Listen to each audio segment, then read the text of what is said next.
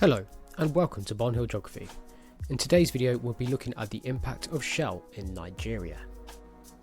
Let's first look at some of the historical or background information of Shell operating in Nigeria. Shell Petroleum Development Company of Nigeria Limited, SPDC for short, is a subsidiary of Royal Dutch Shell. Now, Shell has been operating in Nigeria for over 50 years, primarily in the oil-rich Niger Delta, which is in the south. Now, the company collaborates with the Nigerian National Petroleum Corporation and other partners to extract and produce oil. As you can imagine, Shell take most of the profit. Now, despite Shell taking most of the profit, they have contributed significantly to Nigeria's economy through taxes and through royalties. In 2023, both agents of Shell paid £870 million in taxes.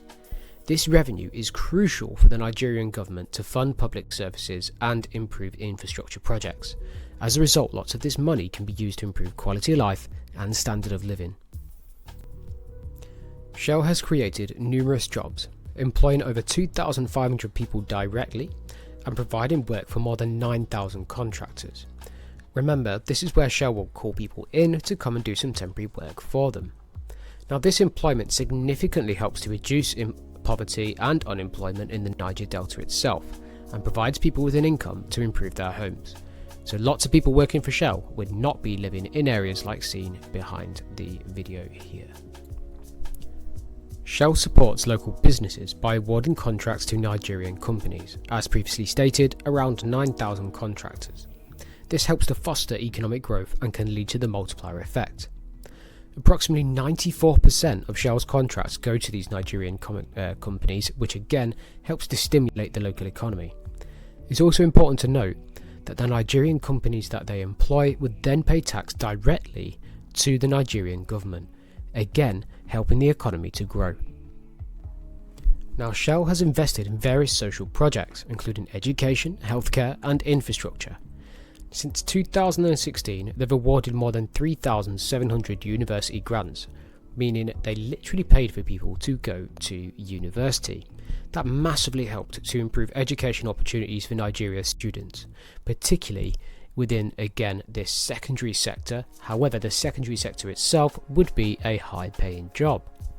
They've also started healthcare projects and provided more scholarships, as we said, contributing to better health outcomes and human capital development, where lots of Nigerian people can then pass on these skills they've learnt through Shell to start their own projects. Shell has also been a leader in gas development in Nigeria, supplying gas for local use and for export. Remember, gas is one of our key frameworks for infrastructure. Infrastructure, as a reminder, is electricity, water and gas and transport. Now, this helps to diversify Nigeria's energy sources and reduces reliance on oil, so they don't have to burn it for electricity use. The company's also invested quite significantly in renewable energy projects like solar power, which again is essential for sustainable development and actually helping to increase electricity use within the country while also reducing total carbon emissions. However, it wouldn't be Bonhill Geography without a however. Shell's operations have caused significant environmental damage in the Niger Delta, with examples like oil spills you can see in the video here. These spills have devastated local ecosystems, harmed wildlife and affected the livelihoods of local communities, particularly those dependent on fishing and on agriculture. Gas flaring, even though they are harvesting some, is still a common practice. Gas flaring takes place when there's excess natural gas that cannot or is difficult to be captured. Now, this has led to significant air pollution and health problems for local communities. This practice releases harmful gases to many people living nearby, in particular the chemical component benzene, which can lead to significant respiratory problems and even cancer. Shell's activities have also been linked to human rights abuses, especially in Ogoniland. Now, contaminated water has caused these health issues, again like cancer and respiratory problems, as well as impacting the local well-being of residents. This even escalated where the Ogoni 9 were apparently, note this is speculation, killed by Shell, and these were protesters to Shell's operation in the region.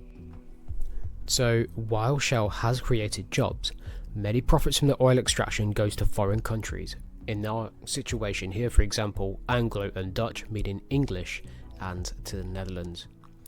Now this limits the benefits significantly for Nigeria. This economic exploitation means the wealth generated from its natural resources is not fully being reinvested back into the country, so the level of development they could have is significantly decreased. Now it's also important to note that the company's operations have led to social unrest and crime in the Niger Delta. For example, the crime of bunkering. This is where oil is directly taken from pipelines and then sold on the black market. Now, while this may be beneficial for crime in Nigeria, it is not useful for the local people living in the area who are commonly affected by more oil spills. Ironically, this environmental degradation and perceived economic injustice has helped to fuel these conflicts and militancy within the region, with lots of people now being fully opposed to Shell itself. Here's a summary slide of the economic, social and environmental advantages and disadvantages as discussed throughout the course of this video. Here are two types of example questions that you can have. Now remember, Shell is a TNC. A TNC is a transnational corporation, which is a company which operates outside of its own borders within a country itself. So, TNCs only bring advantages to the host country. Do you agree with this statement and justify your decision? Do bear in mind that AQA may choose to change the wording of this question, so it could instead be industrial development always comes with economic and environmental advantages, or something of the sort. So do watch out for that. TNCs and industrial development can be the same thing. Then it says, using a case study of an LIC or any country, explain the link between transnational corporations and industrial development. Again, we can use Shell for both of these questions. As a reminder, for the 9 mark is 3 pill and conclusion. For the 6 is 2. On the next slide you'll find a modelled answer, but please do pause here so you can have a try them.